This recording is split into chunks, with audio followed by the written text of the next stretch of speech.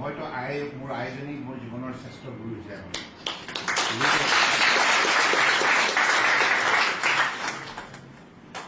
তেখেতসকলে মোৰ আইৰ জীৱনত কেতিয়াও স্কুল যোৱা নাই। She has never been to school. She didn't have any formal education. চৰাই হুঁচৰি বিষয়ে নাজানে, কিন্তু ইমান সুন্দৰ নীতি শিক্ষা দিছে।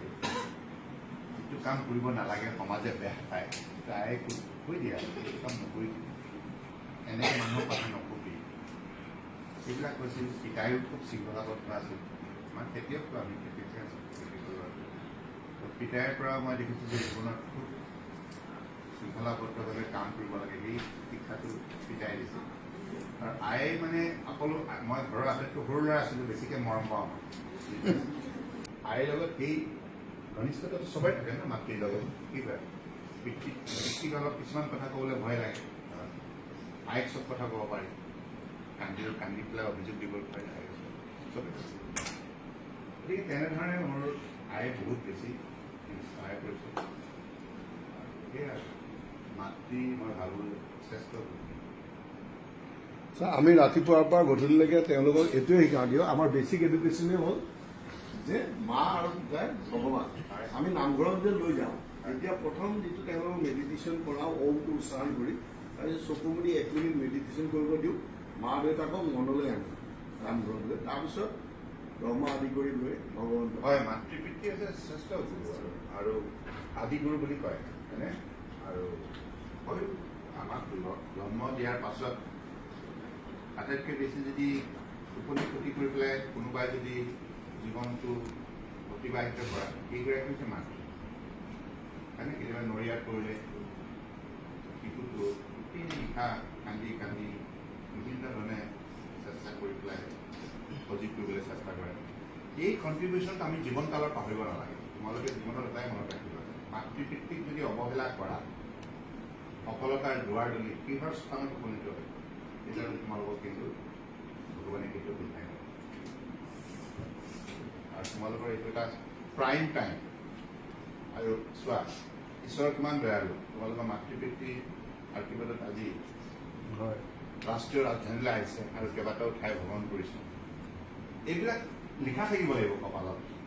তেনেকুৱা ধৰণৰ বহুত ছাত্ৰ ছাত্ৰী আছে অসমত, এই সুযোগ পোৱা নাই কিন্তু, হয়নে? পাইছে নেকি? নাই পোৱা। গতিকে এইটো সদব্যৱহাৰ কৰিবা আৰু এই ট্ৰিপটো তোমালোকে ধুনীয়াকৈ লিখি ৰাখিবা, স্মৃতিৰ বুকুত যাতে সদায় সজীৱ হৈ থাকে। আফটাৰ 20 years এতিয়া যেতিয়া ডায়েৰীখন খুলিবা, আমি এনেকৈ গৈছিলোঁ ক্লাছ 12 পঢ়ি থাকোঁতে, ছাৰহঁতে এনেকৈ লৈ গৈছিলোঁ, ক'ত ক'ত গৈছিলোঁ, কি কি শিকিলোঁ, কি কথা পাতিলোঁ, কি দেখিলোঁ, ইজ পুট অন ৰেকৰ্ড। এইবিলাকে বহুত জীৱনত সহায় কৰিব। 10জনক আৰু উঠি অহা প্ৰজন্মকো তোমালোকে ইনস্পায়াৰ কৰিব পাৰিব। গতিকে আজি আপোনাৰ কথাৰ পৰাই আমি ইনস্পায়াৰ্ড হৈ সকলো ষ্টুডেণ্টে লিখি পেলাই মেডামক দিবা নিজৰ জাৰ্ণিটোৰ বিষয়ে, আৰু সেইটো আমি প্ৰিণ্ট কৰি এখন বুক নিচিনা কৰিলোঁ। কোনোবাই যদি বিচাৰা কপি কৰি আমি দি দিম, ফটো কপি কৰি। গম পাইছেনে? চবেই লিখিব লাগিব, লিখি যি দেখিলা যি কৰিলা প্ৰতিটো জাৰ্ণি লিখি এটা পেজ হওক জমা দিবা। কৰিবা নাই? এলাহ কৰিবা নেকি? মই কিন্তু এখেতক আকৌ বুজিম, মই এটা কপি আপোনালৈ পঠাম, মোলৈ পঠিয়াব আৰু মই চাম কোনে কি লিখিছে। আৰু সেই বুলি আকৌ ভয় নকৰিবা, যি মনলৈ আহা সঁচা কথাটো লিখিবা। আৰু নট নেচেচেৰি চববিলাক একদম প্ৰভাৱিত হ'ব। Simply put on record. মানে স্মৃতি কেতিয়াবা প্ৰতাৰণা কৰে, হয়নে? কৰে কেতিয়াবা স্মৃতিত মানে কিছুমান বস্তু এৰা খাই যায় স্মৃতি। গতিকে তাক তুমি আকৌ যদি এনেকৈ লিপিবদ্ধ কৰি ৰখা নাযায়, তেতিয়া তুমি বস্তুটো পাহৰি যাবা। After 10 years, after 20 years, after 30 years, এই যাত্ৰাবিলাক এইকাৰণে দৰকাৰ, কাৰণ এইটো এটা learning experience. It is one of the biggest learning experience in your career. আৰু এইকাৰণে ইয়াৰ পৰা শিকা কথাখিনি ভৱিষ্যতৰ দিনত তোমালোকৰ নিজৰ কৰ্মপথাৰ নিজৰ আত্মনিয়োগ কৰোঁতে এটাই মনত ৰাখি পেলাই আগবাঢ়ি যাব লাগিব।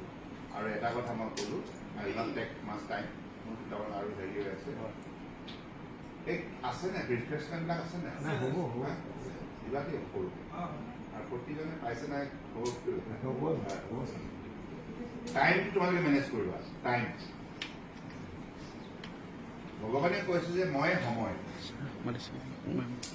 দিনটো 24 ঘণ্টা থাকে 24 ঘণ্টাটো তোমালোকে কেনেকে স্কুলে তোমালোকক যিখিনি কাৰ্যসূচী দিছে দিনটোত স্কুলে কিমান সময়ৰ কাৰ্যসূচী দিছে তেওঁলোকক ৰাতিপুৱা এনেতো আমাৰ গোটেই দিনটোৱে তাত ৰেচিডেঞ্চিয়েল হোৱাৰ কাৰণে থাকিলে তেওঁলোকে পঢ়াৰ সময়খিনি তেওঁলোকে 8:30 বজাৰ পৰা 1:30 বজালৈকে থাকে মাজত অকণমান আধা ঘণ্টাৰ ব্ৰেক থাকে তাৰপিছত লাঞ্চ কৰাৰ পিছত তেওঁলোকে ৰিমেডিয়েল ক্লাছ কৰে ৰিমেডিয়েল ক্লাছ কৰি 4টাৰ পৰা তেওঁলোকে 5টালৈ স্পৰ্টছলৈ যায় 5টাৰ পিছত আহি 5:30 পৰা 6টালৈ তেওঁলোকে প্ৰেয়াৰৰ নামঘৰত যায় তাৰপিছত আকৌ 6টাৰ পৰা তেওঁলোকে 9টালৈকে চেল্ফ ষ্টাডি কৰে ক্লাছৰুমত 9টাৰ পিছত তেওঁলোকে আকৌ ৰুমত যায় আৰু লাঞ্চ ডিনাৰ কৰিব যায় আৰু ডিনাৰৰ পিছত 11টালৈকে আমি সাধাৰণতে দিওঁ আৰু 12 আৰু 10ক আমি 12টালৈকে পঢ়িব দিওঁ আকৌ ৰাতিপুৱা সোনকালে উঠিব লাগে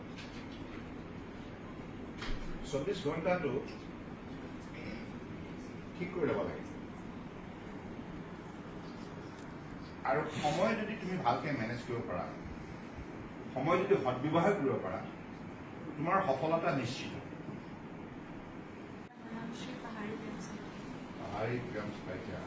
ডাঙৰকে ক'বা Sir, মোৰ কুৱেশ্যনটো আছিলে যে যিবিলাক আপোনাৰ গভৰ্ণমেণ্ট স্কিমছ থাকে মানে পাব্লিকৰ ওপৰত বা ইমপ্লিমেণ্ট কৰে লছবোৰ সেইবোৰত এজনেই মানে অৰ্ডাৰটো দিয়ে এনে আপোনালোকৰ ইণ্ডিভিজুৱেল অপিনিয়ন মানে একচুৱেলি এইটো গভৰ্ণমেণ্ট স্কিমবিলাকৰ বাবে গভৰ্ণমেণ্ট স্কিমবিলাকৰ কাৰণে আমাৰ যিটো চৰকাৰী ব্যৱস্থা আছে এই ব্যৱস্থাৰ যোগেদি বেনিফিচিয়াৰী নামবিলাক চিলেক্ট কৰা হয় হিতাধিকাৰী কোনে কোনে পাব আৰু পোৱাৰ কাৰণে কি কি যোগ্যতা লাগে এটা স্কিমৰ কাৰণে যদি পাব লগা হয় তাৰ কাৰণে কি কি যোগ্যতা লাগিব কোৱালিফিকেশ্যন ক্ৰাইটেৰিয়াটো ঠিক কৰা হয় আৰু সেই যোগ্যতা অনুসৰি তেখেতসকলৰ নামটো লিপিবদ্ধ কৰা হয় তাৰ ওপৰত ভিত্তি কৰি পেলাই চৰকাৰৰ যেতিয়া পুঁজি যায় সেই পুঁজিটো সেই আঁচনিৰ অধীনত বিতৰণ কৰা হয় বাকীখিনিও আমি মানে ডিগ্ৰীলৈকে ৰেচিডেঞ্চিয়েল ডিগ্ৰীলৈকে তেওঁলোকে থাকিব নিবিচাৰে ডিগ্ৰী ৰেচিডেঞ্চিয়েলত আৰু কম্পিটিটিভ এক্সামত তেখেতে লগতে মানে ইণ্টিগ্ৰেটেড কৰি লৈ গৈ আছে ইউ পি এছ চি হওক এ পি এছ চি হওক ফ'ৰ্চৰ লগত সিহঁতে যোগাৰ কৰাৰ পিছত 6টাৰ পৰাই সিহঁতে মানে হায়াৰ টিচাৰ্ছে এঘণ্টা ক্লাছ কৰিব আছে ফেকাল্টি আৰু মানে যোৱা পুনৰ গগৈ তেওঁ গৈছিলে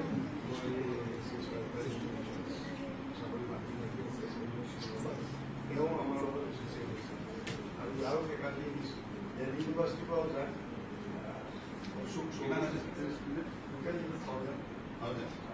তোমালোক পৃথিৱীৰ সবাতোতকৈ শক্তিশালী ব্যক্তি হ'ব পাৰে যদি তুমি ইচ্ছা প্ৰকাশ কৰা অসমৰ নহয় ভাৰতবৰ্ষৰ নহয় বিশ্বৰ মই এগৰাকী শক্তিশালী ব্যক্তি